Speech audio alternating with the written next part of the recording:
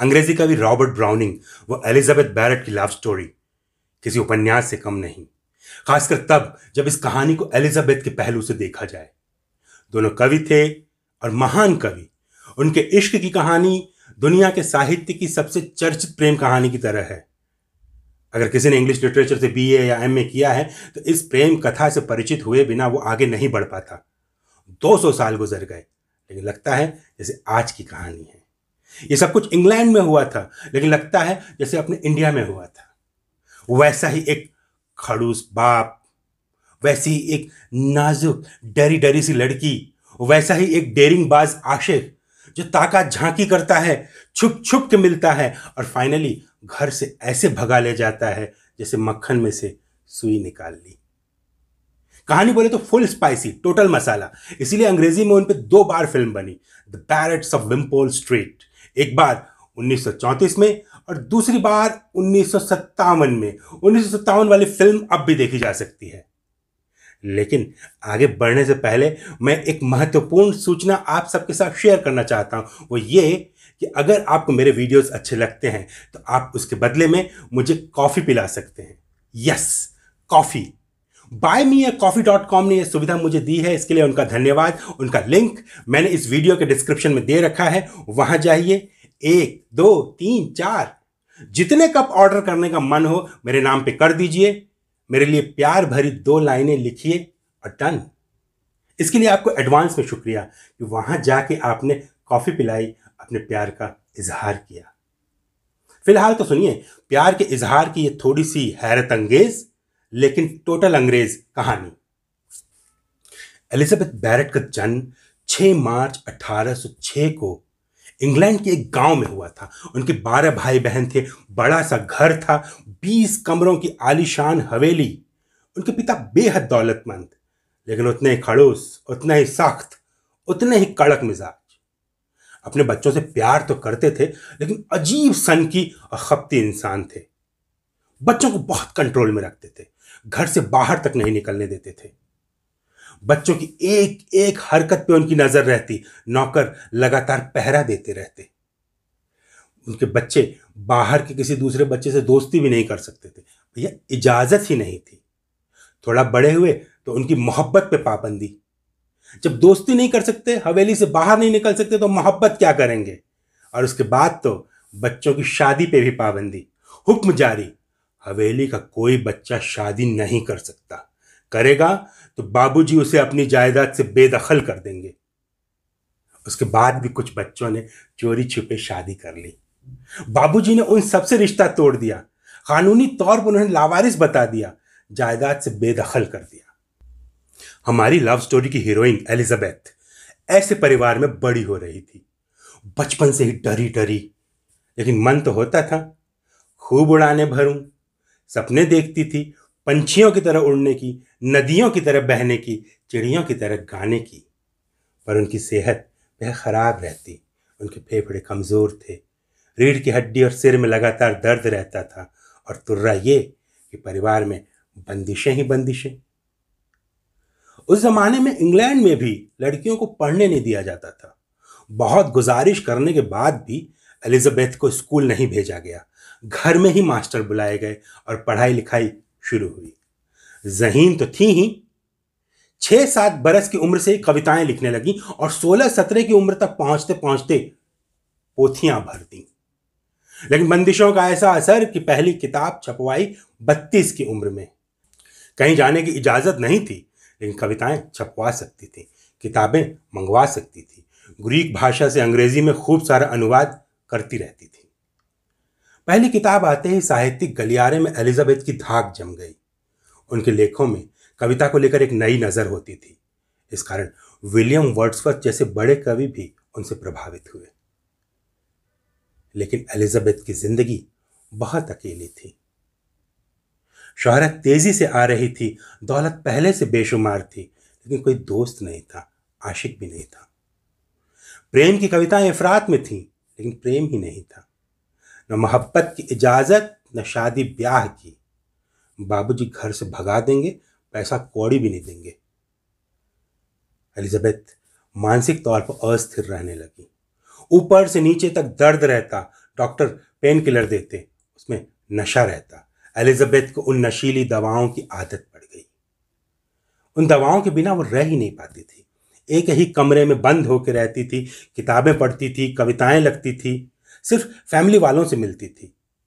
सुख दुख की बातें कहने के लिए साथी के नाम पे एक जानवर था, फ्लश। फ्लश नाम का एक कुत्ता, ऐतिहासिक कुत्ता। बाद में यह कुत्ता भी बहुत मशहूर हुआ। कैसे? क्योंकि बरसों बाद एक दूसरी महान लेखिका वर्जीनिया वुल्फ ने इस कुत्ते को नायक बना के एक किताब लिखी, फ्लश, एक कवि के कुत्ते की आत्मकथा। उस कुत्ते की नजर से एलिजाबेथ के अकेलेपन की मार्मिक कहानी कमाल की किताब है। कॉकर स्पेनियल ब्रीड के उस कुत्ते के अलावा एलिजाबेथ का कोई साथी नहीं था। खरामा खरामा 38 की उम्र पहुंच गई। नई किताब आई, उससे वो और मशहूर हो गई। जगह जगह उन्हें पढ़ा जाने लगा। अब यहीं पे एंट्री होती है हमारी लव स्टोरी के हीरो रॉबर्ट ब्राउनिंग की। एलिजाबेथ से 6 साल छोटे, एक साधारण बैंक क्लर्क के बेटे, खुद भी साधारण मध्यवर्गीय। खूब कविताएं पढ़ते थे और खुद की कविता लिखने की बेतहाशा कोशिश करते थे। एलिजाबेथ बैरेट की कविताओं को पसंद भी करते थे। तो इस तरह तमाम कोशिशों के बाद 1842 में रॉबर्ट ब्राउनिंग ने अपनी किताब छपवाई, ड्रामेटिक लिरिक्स। ज्यादातर समीक्षकों ने उस किताब की बुराई की, धज्जियां उड़ा दी। एलिजाबेथ ने भी उस किताब पर रिव्यू लिखा और नौजवान कवि की तारीफ की। रॉबर्ट ब्राउनिंग के लिए यही बहुत बड़ी बात थी कि जहां सब लोग नकार रहे, एलिजाबेथ जैसी एक प्रसिद्ध कवि उनकी सराहना कर रही है।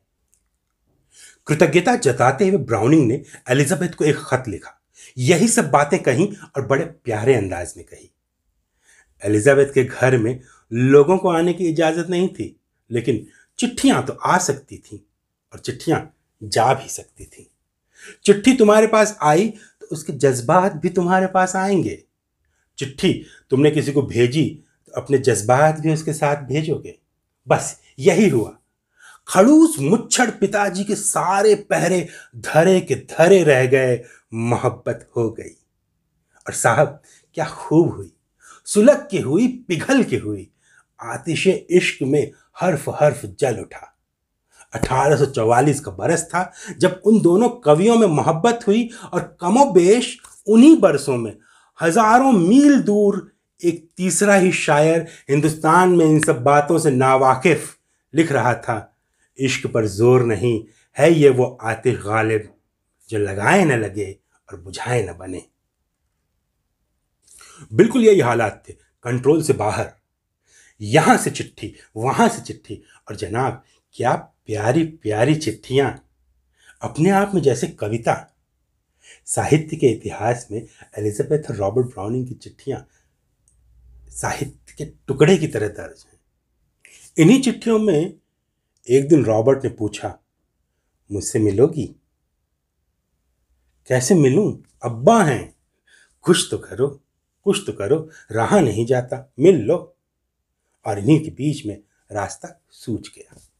एलिजाबेथ की एक चचेरी बहन ने मदद की, जगह का इंतजाम किया, पोशीदगी का इंतजाम किया, और दोनों कवि चोरी छिपे मिलने लगे। और 2 साल बाद 1846 में 12 सितंबर के रोज, जब घर में जालिम बाप जी नहीं थे, पहरा ढीला था, मौका ताड़ कर एलिजाबेथ निकल ली।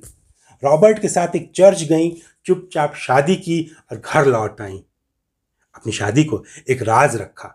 एक हफ्ते तक सारी तैयारी की, फिर मौका देख के फाइनली रॉबर्ट के साथ इटली चली गई। उसके बाद वो अपने घर लौट के कभी नहीं आई। अपने पिता का चेहरा तक नहीं देखा। उनके जाने के बाद पिता ने बाकायदा एलिजाबेथ को अपनी सारी जायदाद से बेदखल कर दिया, सारे रिश्ते तोड़ डाले। लेकिन अब एलिजाबेथ को कोई फर्क नहीं पड़ना था। वो इन सब बातों से दूर चली गई थी और इसके लिए उन्होंने खुद को बहुत मजबूत बनाया था। बीमार, अस्थिर, संवेदनशील, कमजोर, एक कदम भी अपने पिता की मर्जी के खिलाफ न चलने वाली एलिजाबेथ को इतना बड़ा कदम उठाने के लिए बहुत जद्दोजहद करनी पड़ी थी। कैसे उठाया उन्होंने इतना बड़ा कदम? सिर्फ रॉबर्ट ब्राउनिंग के प्यार के कारण। ब्राउनिंग ने उनके भीतर भरोसा जताया, हिम्मत जगाई, उन्हें याद दिलाया कि जिन्हें तुम हाथ समझती हो, किसी जमाने में ये पंख हुआ करते थे, इन्हीं से तुम्हें उड़ना है, कि आईन के नूर को खुले आसमान के नूर से मिलाना है तुम्हें। और एलिजाबेथ चमत्कृत थी, इन सारी बातों से चमत्कृत थी। खुद से पूछती, क्या सच में ऐसा होता है प्यार? मुझसे 6 साल छोटा एक पुरुष, जो कि जानता है मेरी तबीयत अक्सर खराब रहती है, इसके बावजूद मुझसे इस कदर प्यार कर रहा है। जिंदगी बदलने लगी, हालात बदलने लगे, जज्बात बदलने लगे। एलिजाबेथ की खराब सेहत तेजी से ठीक होने लगी। कहते हैं जो काम तबीब नहीं कर सकता वो कई बार हबीब कर देता है। तबीब माने डॉक्टर, हबीब माने वो व्यक्ति जो आपको प्यारा हो, जो आपसे प्यार करता हो।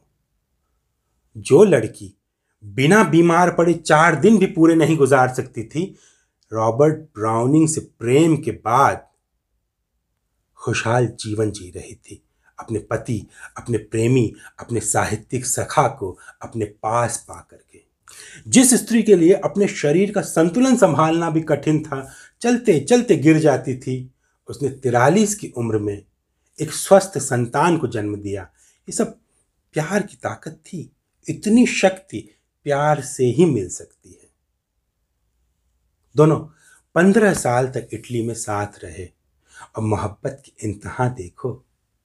1861 में जब सिर्फ 55 साल की उम्र में एलिजाबेथ की मृत्यु हुई, उन्होंने रॉबर्ट ब्राउनिंग की बाहों में दम तोड़ा था।